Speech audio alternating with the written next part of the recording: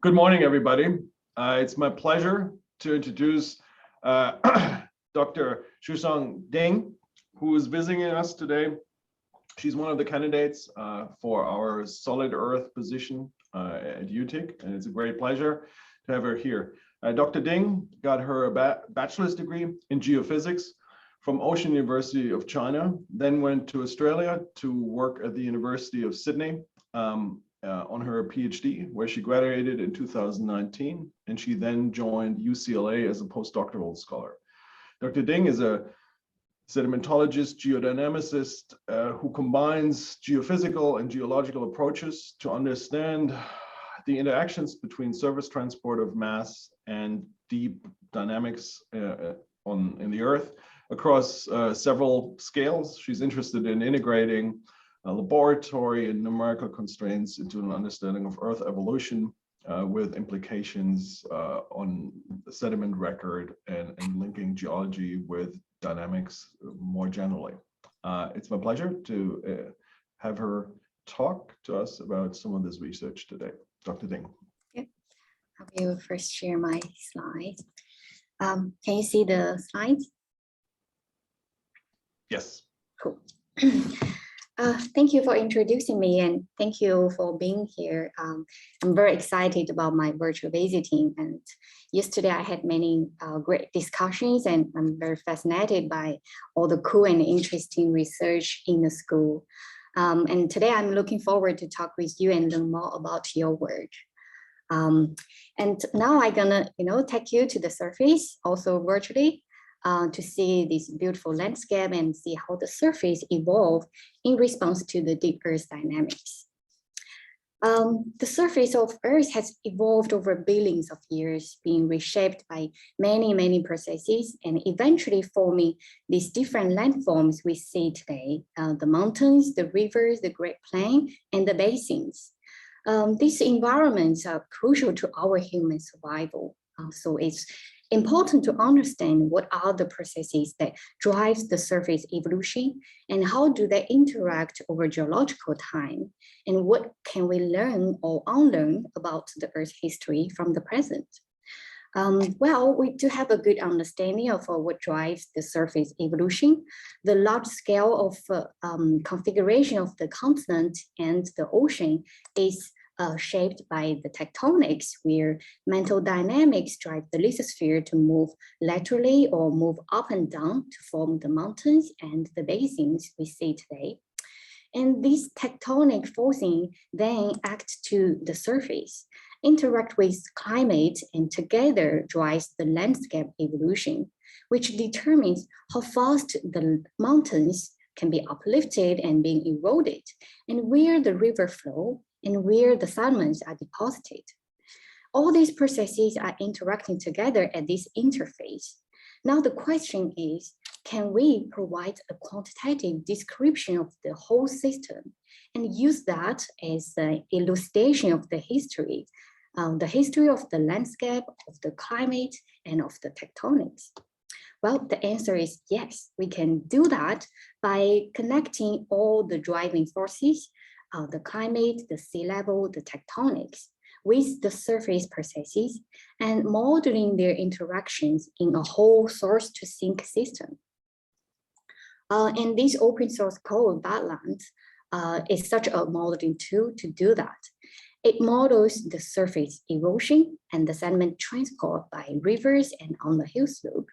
And it also looks at the sedimentation in the rivers and in the ocean, as well as the coastal processes, the longshore drift, and the growth of the carbonate platforms. But certainly it's not enough to study the whole system by only modeling these physical processes.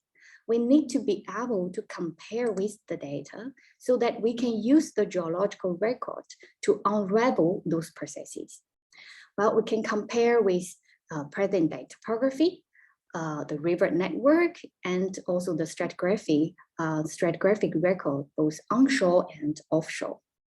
And using this method, I have studied some natural laboratories where these processes are going on, from where subduction dynamics influence the surface to the one that has probably influenced by the interior of the earth, like mantle upwelling, to where climate is a controlling factor on the coastal sedimentation and the ecosystem. And during this talk, I will show you the surface and deep interactions with two end-member examples. One, we studied the effect of having a deep upwelling from the mantle that drives the surface uplift. And the other one, where we have that subduction drives the uplift and the subsidence. So first, back to my first slide, what gives rise to the topography? Not the relief that create the landscape, but the actual topography. Okay, we know there are contributions from the isostasy, the variations in the crust and in the mantle thickness and the density. And there were contributions from the strength of the lithosphere and the load. And there were contributions from the mantle flow, which generate stresses. And the vertical stresses then deflect the surface. And that deflection generates the positive topography and the negative topography at both long and short wavelengths. But is there any, in fact, any evidence that the signal of dynamic topography can be found? Well, yeah, we can see that from both present-day topography and the paleotopography. So on the left, at the top is showing the topography of Southern African plateau, and at the bottom is the predicted dynamic topography that agrees well with the residual topography. And on the right is showing the prediction of dynamic topography in the middle from some dynamic models, which explains the transcontinental flooding of North America back to Late Cretaceous, showing at the top. And there are also other works looking at how dynamic topography is recorded in the sediment record, but we haven't quantified its impact on the whole surface system, how it affects the landscape, the river flow, and also the surface erosion and the sedimentations. So now let me show you the first example. Here is the mantle upwelling. It formed the long wavelengths and the low amplitude surface uplift. And we consider a scenario that a plate moves laterally above this field. On the right is showing an animation of the surface of the plate. When it climbs over this uplift, it will experience a wave of uplift and subsidence. And then I assign the amplitude and the wavelength of the uplift, as well as the velocity of the plate motion. And for the surface, I add some initial topography to mimic a continent. And I made the surface to be circular so that we can have the rivers flow in every direction. And with that, I can examine the response of all these rivers to the dynamic uplift in just one single model. And other model inputs, including the precipitation, the sea level, are kept constant and uniform to make sure that everything happens in the model is the result of change in dynamic topography. Now let's see what happens in the model. So on the right is the topography and the rivers. On the right, we'll show you the erosion by the river and also the sedimentations along the margin. And the arrows show the direction of the uplift that the surface will experience. First, with the western margin being uplifted, the rivers are diverted, capturing this river to the west. And when the plateau is uplifted, it stimulates the river incisions and delivering more sediments to the margin.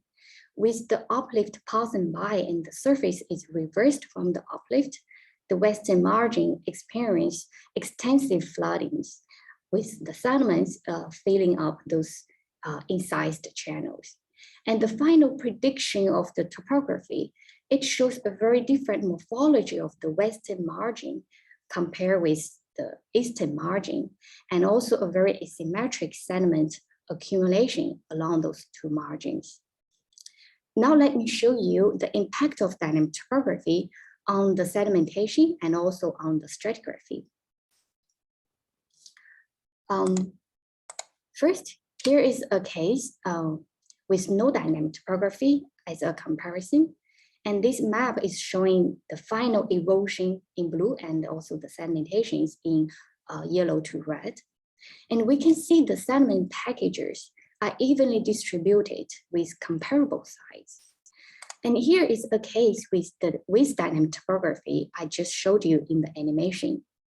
And we can see it shows a very asymmetric sediment accumulations with very localized depositions on the western margin. And this asymmetry comes from the fact that the rivers are rerouted by the uplift to flow to the west. But what is surprising is when the surface is reversed, these rivers are not rerouted to flow to the east, and that causes more sedimentations on the western margin than the eastern margin. Now we can take a cross-section and reconstruct the erosion history of the plateau and also the sedimentations along these two margins. And here the x-axis is the distance along the cross-section and y-axis is the time. And comparing these two graphs, we can also see the impact of dynamic topography on the plateau erosion and also the sedimentation due to the migration of the uplift across the continent. Now let's look at the stratigraphy at the margin in detail. First, I take a cross-section right here in the white line, and I will reconstruct the strata on this cross-section. And the sediment deposited here will be classified by their depths below sea level.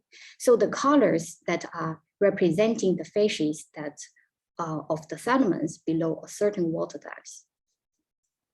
And here shows the reconstructed strata. The first very obvious feature is the erosional surface showing in red, and it is formed when the margin is being uplifted.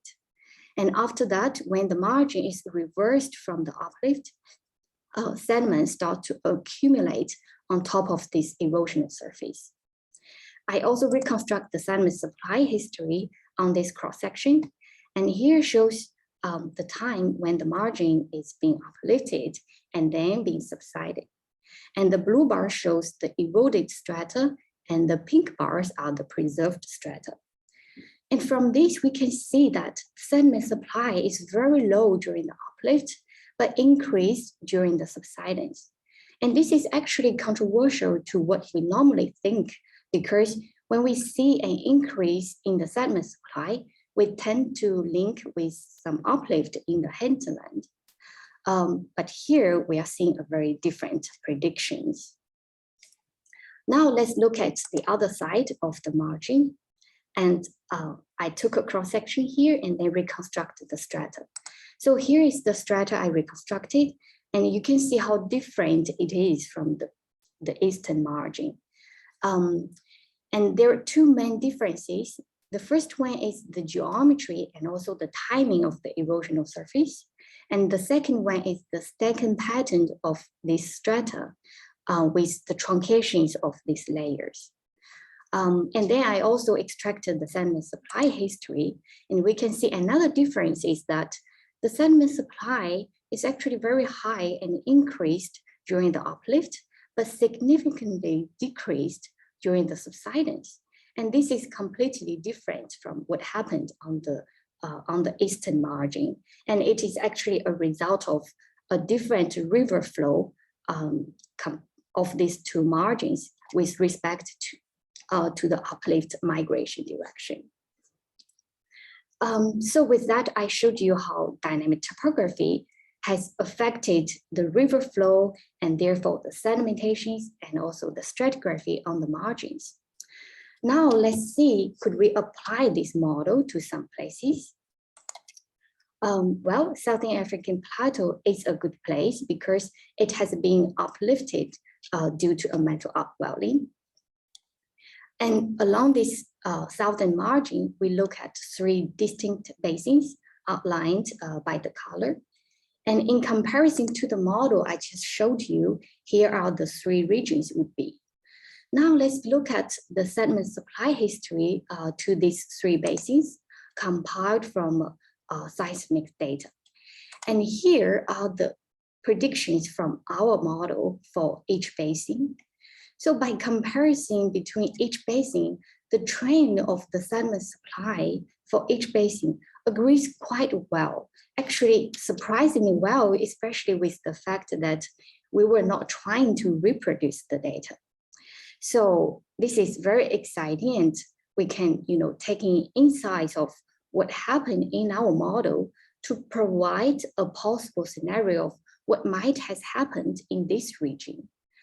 And we propose 2 phases of the evolution. In the first phase, we propose that this margin was uplifted with rivers flowing to the south and to the west.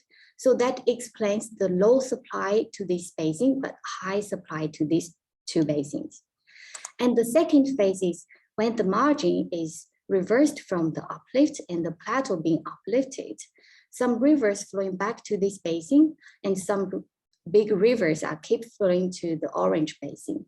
So that explains the high supply to this margin, but low supply to the southern margin and a high supply to the Orange Basin. Okay, now I'm gonna move to the second example where I look at the subduction zone because there's something interesting about the convergent margin. There are different processes that generate the topography at the convergent margin. We can have the orogenic uplift and the flexural subsidence at the foreland, as well as some dynamic subsidence from the flow in the mantle induced by the subducting slab. Certainly, this is a very simplified view of the tectonics along the convergent margin. But what is interesting about the subducting slab is that slabs don't always going down at the same angle. And observations from today tell us that there's variations in the morphology of slabs. For example, in South America, where the deep angle of the slab varies from being completely flat to dipping close to 45 degrees, which will give some interesting consequences for the topography at the surface. So the overarching goal here is, can we see the signal of different subduction angle from the geological record? Okay, to do that, here is how I set up the model. It starts with a flat surface, and then I add surface, lift, and also the subsidence, and then I run the model for 30 million years. And for each topography, first the dynamic topography is extracted from an instantaneous flow model. For example, here is the calculated dynamic topography with a slab dipping at 30 degrees, and the profile of the dynamic topography at 10, 20, and 30 million years when the slab sinks to a different depth. And for the orogenic uplift and the flexure, here are their profile over 30 million years. And putting them together, it gives an idea of the relative location and also the spatial extent of each process that operates. Now let's see what happens in the model. The top panel is the topography, and we can see the uplift of the mountain, and the bottom shows the erosion of the mountain in blue and sedimentations in red at both the trench side and also the foreland side. Then let's have a closer look at the depositions at the foreland basin. So if I take a cross-section, a vertical cross-section here, and this animation shows the subsidence of the surface and also the filling of the space with sediments. And the colors here are showing the depositional age. So it gives a clear image of the evolution of the basin geometry and also the sedimentation through time. Then we can look at more quantitatively so that we can connect its evolution back to the subduction dynamics. First, here shows the stratigraphy with the colors of the facies, the same color scale as the previous example. And here are the different depot zones, the frontal wedge, the fall deep, the fall bulge, and the back bulge. And at the bottom is the Wheeler diagram, which is constructed by flattening each layer and then stacking them in time. So the white area would mean there's no deposition. This Wheeler diagram is actually particularly useful to look at the migration of the sediments in time. And from this interpreted stratigraphy, we can see first a deepening of the fall deep after 10 million years, and the sediments are pinching out at the fall bulge, forming a condensed section, and it's until about 20 million years they start to accumulate sediment again. And the change in the sedimentation at the fall bulge and at the back bulge is the result of the dynamic subsidings, which create the space here. I also calculate the percentage of each depositional facies, and the offshore deposits takes account of 70% of all the sediments, and it is the dominant portion. And this is our standard reference case with a slab dipping at 30 degrees. Next, I will vary the slab dip, but keep everything else the same. Here is the evolution of the dynamic topography at different slab dip. So it shows a trend of decrease in both the wavelength and also the amplitude when the slab dip increase. And this is very important because it will determine the geometry of the basin. Now let's look at the basin evolution for each case.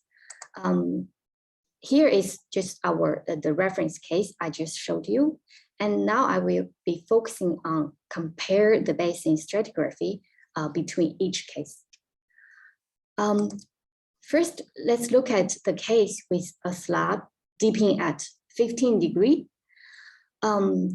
Here is showing the basin, the stratigraphic record.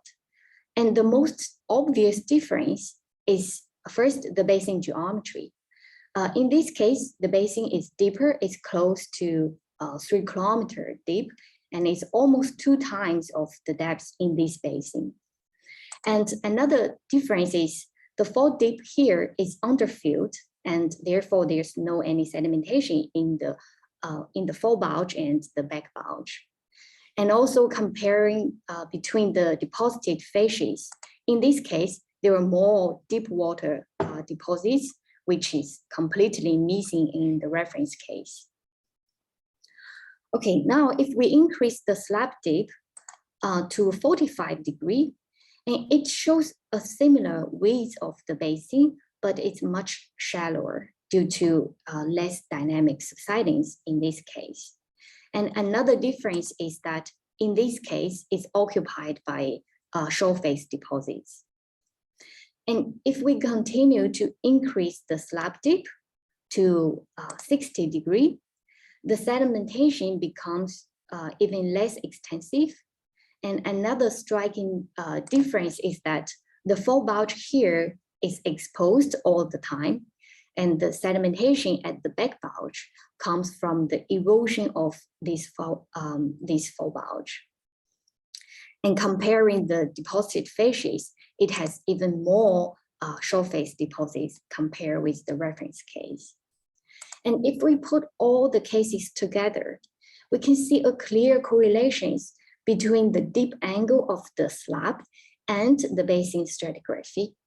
And more specifically, we can look at first the volume of the frontal wedge, and then at the sedimentation in the fall deep zones, if it's underfilled or it's overfilled. And then at the fall bulge, if it's well preserved or it's exposed and being eroded. And last, we can also compare the sedimentation at the back bulge. And also we can see a trend of the depositional facies that with the slab dip increase, there's an increase in the shallow water deposits, but a decrease in in the deep water deposits. And this suggests the potential that we can use the stratigraphic record to infer quantitatively of the deep angle of the past slabs that are long gone. And so can we really do that? Well, we can compare, with the geological observations. Often what happens is that the deep angle of the slab, it changes as a function of time. For example, as showed here, it can change from a normal subduction to a flat subduction due to a decrease in the negative buoyancy in the slab. And then we should expect a change in the dynamic subsidence, and that should be reflected also in the stratigraphy. So I run my reference model for another 10 million years, during which I changed the slab depth from 30 degrees to be 0. And here is the change in the dynamic topography. And we can see that because of the flattening, there's a rebound close to the subduction zone and additional subsidence further inland. And with this change in the dynamic subsidence, and let's see what is the predicted stratigraphy for the last 10 million years. And here is the reconstructed strata for this case.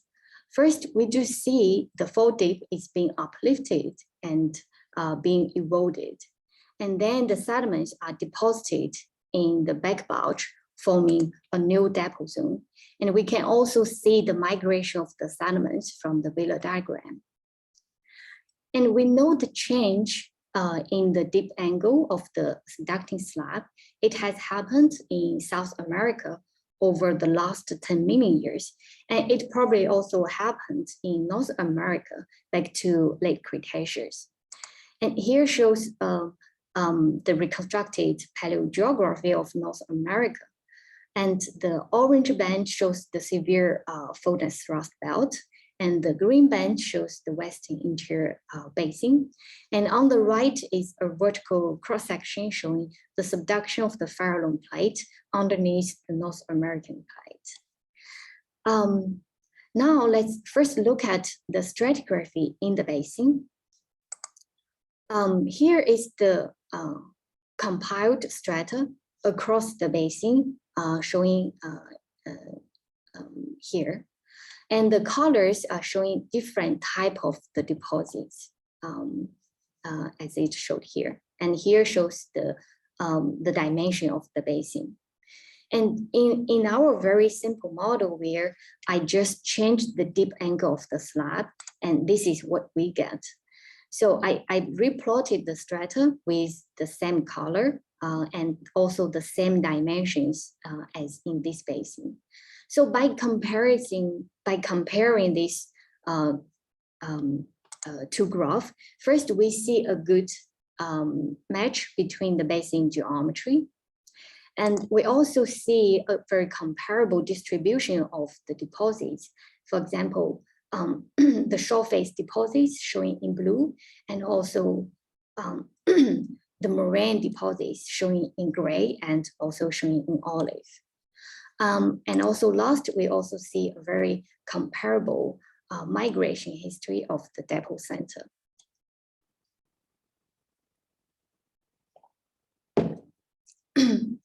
But obviously, this is a very simplified view of what might happen in the severe origin, because we hadn't include the fact that the thrust belt might have migrated, but we are in the progress of adding that in our model. But the potential here is that indeed we can use the actual sedimentary record to extract the past dynamics of the subducting slab. So wrapping up these two examples I just showed you, and here are the major takeaway. With these, what this suggests is that the combination of the mantle dynamics and the tectonics, as well as the landscape evolution at the surface, it can be a new frontier for both understanding the deep interior and also the surface processes. And that brings to my future plan. First, if I look back to my slides, what are the places we could go right now to find lots of data we can test? Well, the Fort Basin is a potential, especially the southern Alaska margin, where there were extensive seismic and well log data. And I also want to continue to explore the effect of flat slab subduction on the mountain building and on the arc magmatism and also the basin evolutions, with implications to Andes and also to Western North America. And I also have ongoing collaborations looking at how slab window formation affected the surface topography and also the sediment transport across the whole Patagonia region and also the offshore basins. Secondly, I also would like to focus more on the interactions between the climate, tectonics, and also the landscape dynamics. For example, looking at different tectonic environment. And this animation shows how a strike slip fault and also the vertical displacement can deflect the river flow and further affect both the erosion and also the sedimentations. And I'm now collaborating our geomorphologists and structural geologists in the department to look at St. Andreas Fault and also the fault and the fold growth in Himalaya. And another work I really want to do is to combine the surface process modeling with thermokinematic models, such as PCube, so that I can look at the thermal history of the rock exhumation and also the sediment burial. I know there have been such work done, but there hasn't linked with the sedimentation history. So with the capability of Badland, this could be a very interesting direction. And the potential places to look at is Himalaya and also Andes, where there has been a lot of thermochronology data being collected. And I also want to highlight my interest on looking at over a millennial scale of the impact of climate on the sediment transport on the coastal, sediment transport and also on the coastal sedimentation and also on the ecosystem. So this work I was involved using Badland to examine the impact of climate through Holocene on the terrestrial sediment supply to the coast of Great Barrier Reef, which the changes in the climate affect the sediment transport, which further affect the growth of the coral reef over the northeast coast of Australia. And I'm happy to discuss the detail if you find it interesting, and I'm also looking forward to collaborations. And last but not the least, I also used the model to look at something that's completely different. So this is an ongoing work looking at the geomorphic decay of the Pentasma crater located in the Central America. So most of the craters we have found are in the craton regions because it's easier to detect, and also there were limited erosion of the crater. But Pentasma crater, it is located in a mountainous region. So its erosional history would be very different due to a larger catchment area. So I have used Badland to model its erosional history and also the filling in the lake, with a particular focus on evaluating how the impact of fluctuations of the lake level on both the erosion and also the filling in the lake. And further, I also used MCMC to explore the parameter space, and by comparing with present-day topography to explore the physical properties that are controlling the erosion history of the surface. And because of this work, I also got the chance to look at the craters on Mars, looking at the feeding history of the Gerardo crater. This is some very preliminary results where we set up an initial crater surface and then add 2 river outlets. And by testing different flow discharge and sediment discharge, as well as different periodic of the flow to examine the time that required to fill the crater. And here it shows a comparison with the deltas in the crater. So by examining the flow discharge, it can provide some insights about the paleo environment and also the paleofluvial conditions of the surface on Mars. So I can see that there will be a lot of exciting research coming, and if you are interested, I'm happy to give more details. And with that, I think I will stop here, and I'm happy to take questions. Yeah, thanks a lot, Dr. Ding. Great presentation. It's all virtual clap here. We have plenty of time for questions. I'm going to try to monitor who's clapping, who has a hand up. So far, I'm only seeing clapping. Let me ask one. So if I understand correctly, none of your models had any feedback between the surface transfer processes and what's happening at depth. So all the dynamic topography and dip angles were prescribed. And this is sort of like saying that what you have in the landscape evolution model is a filter to post-process different scenarios.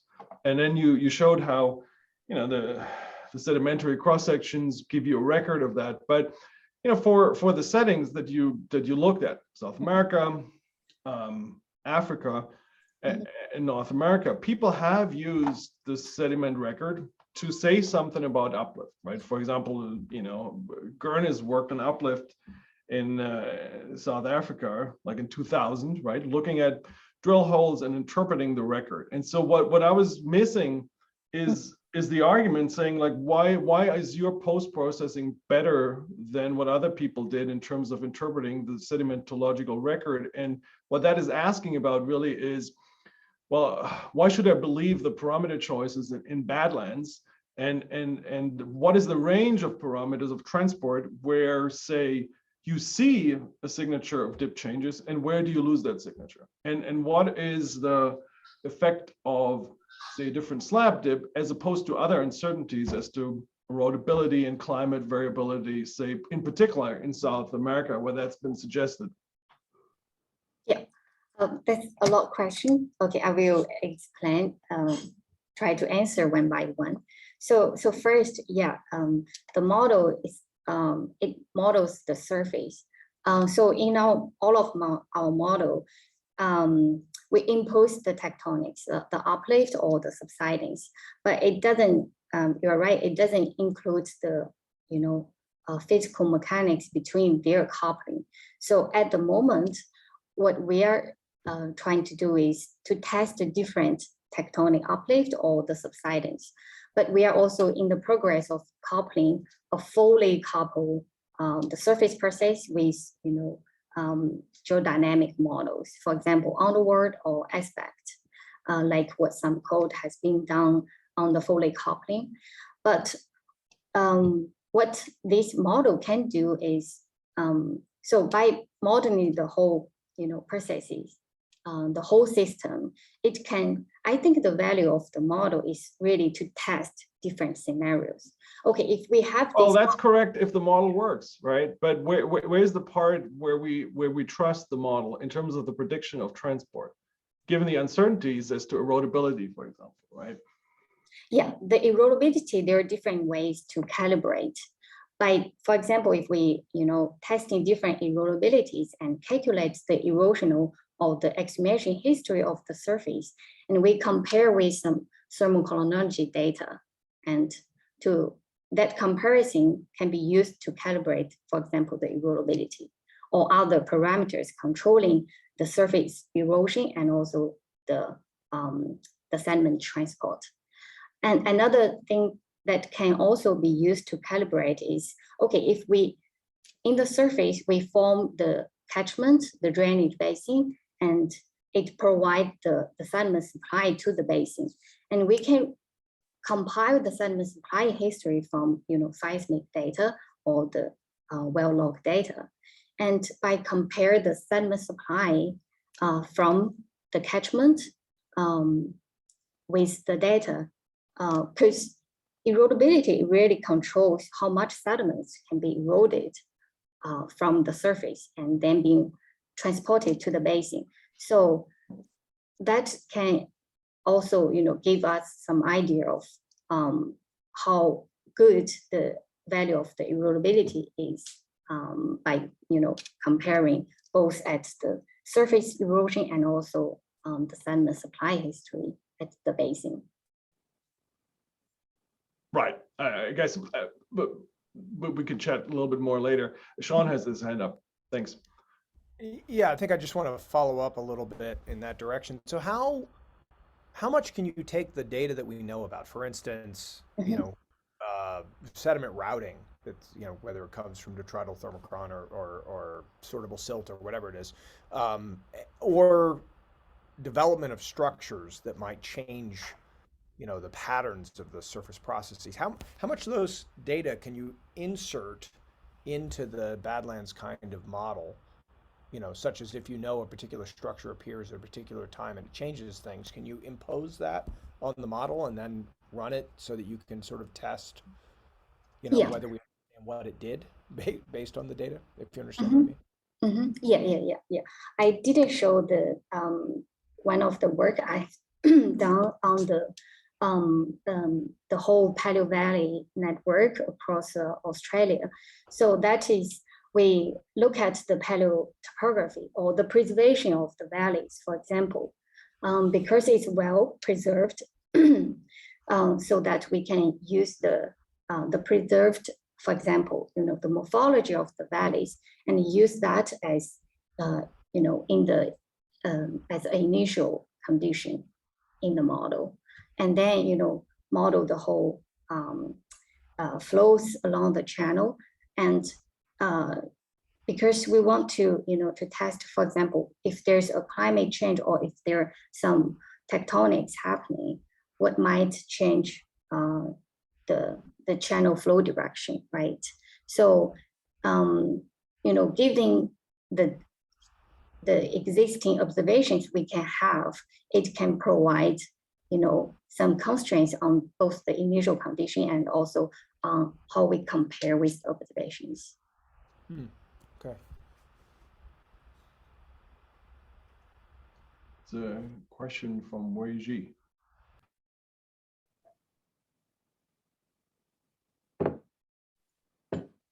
Oh, hi.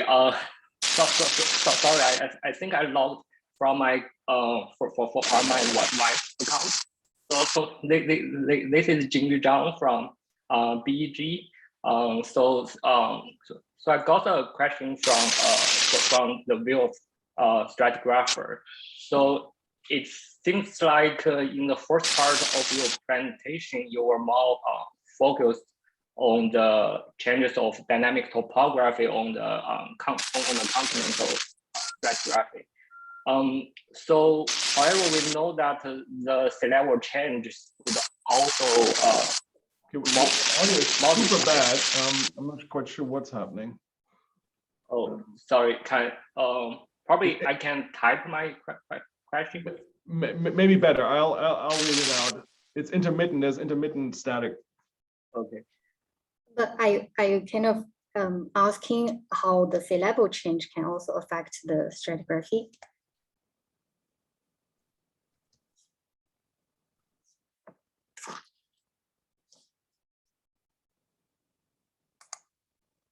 Yes.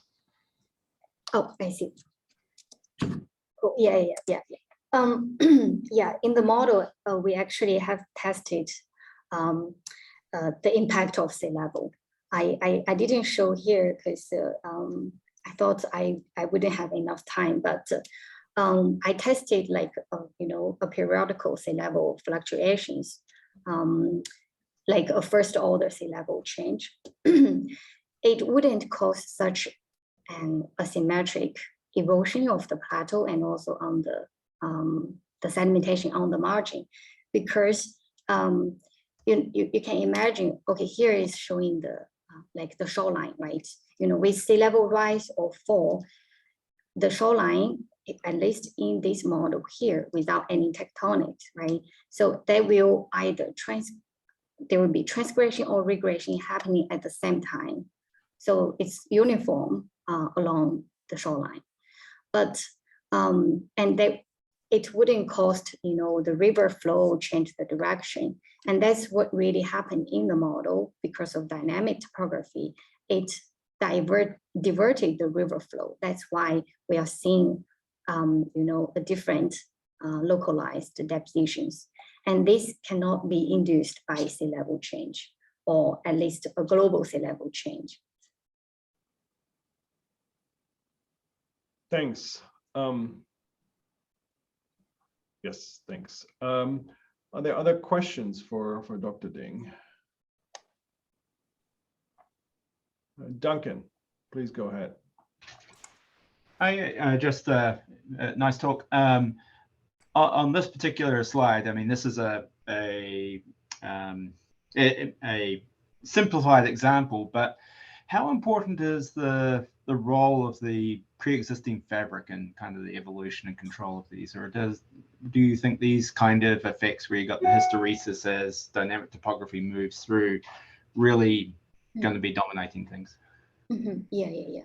So in the model, we did some sensitivity test on the both the amplitude and also the wavelengths of the dynamic topography. And we also changed, the initial geometry of the initial topography, and but also, change the parameters that controls both the erosion and also the sedimentations. So we do see, like,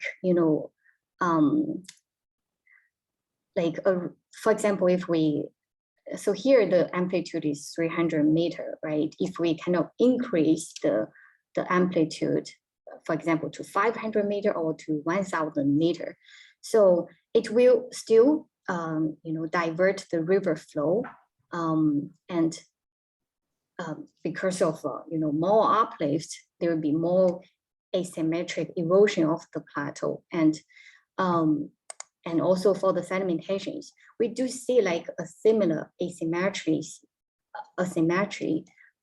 about the erosion and the sedimentations. Only that what is different is the river flow. So the river flow is, very sensitive to the uplift, to the wave of the uplift, but it also depends on,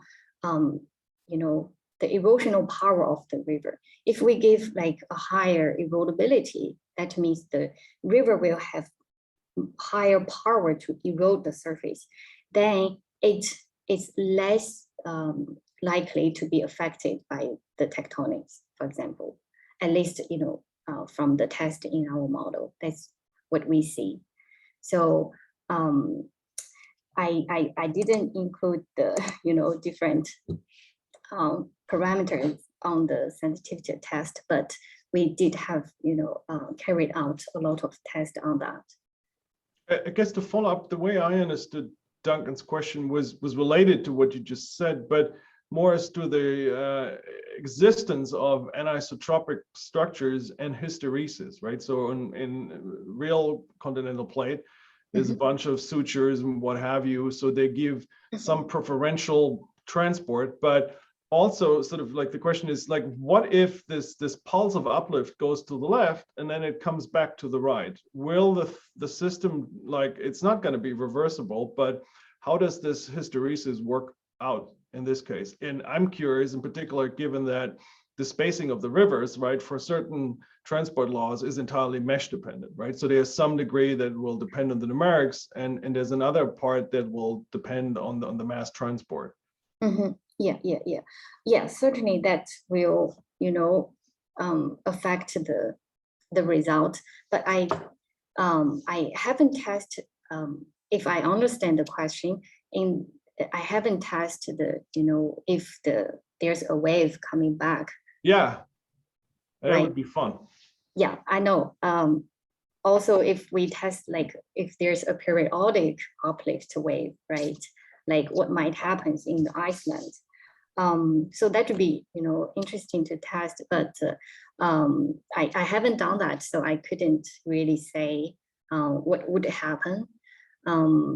But certainly, and also another thing is some pre-existing structures, or if there be some tectonics, that will definitely, I'm sure it will definitely affect the result. We start, by just looking at, how the mantle dynamics affect the surface. It's not because we are ignoring the tectonics. As I mentioned in the second example, looking at the subduction zone now, we are also adding the tectonics, for example, the migration of the origin, and also which also induce, the migration of the flexure, and there should be some signal in the stratigraphic record as well. So it's just a way that starting from looking at with a simple tectonic setting, or some areas that is more tectonically stable, right? So with that, what is the signature of the deep processes? So, but we do, aware of the tectonics in the shallow lithosphere, right? So it would be also interesting to compare the different signals of the shallow tectonics, the deformation, and compare with the deeper processes. Thanks. I don't see any hands. Anyone else have? Oh yeah, there's one. Rawan Al-Assad. Hi, Dr. Deng. Great talk. I'm a sedimentology and stratigraphy student, and I have a question about the case of Western North America. Yep. So we know that a common response to the slab flattening is the broken foreland basin, where the severe initial foreland basin becomes uplifted, segmented. Yes. Is there a way to incorporate that structural complexity into your model?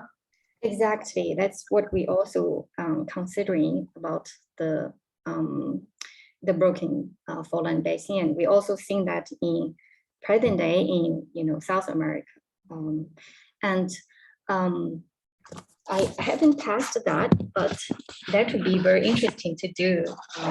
Looking at the tectonic, the structures that gives rise to the foreland basin, and it wouldn't be hard to do, because as long as we have the uplift or the subsidence or the structure of the uplift, it's very easy to impose to the model, and then to look at the stratigraphic record. So it's doable, and it'd be very interesting to do that too. Thank you. Cool. I don't see any more hands up, so I'd suggest we thank Dr. Ding again for a great presentation, and I'll look forward to chatting more. Of course. Thank you.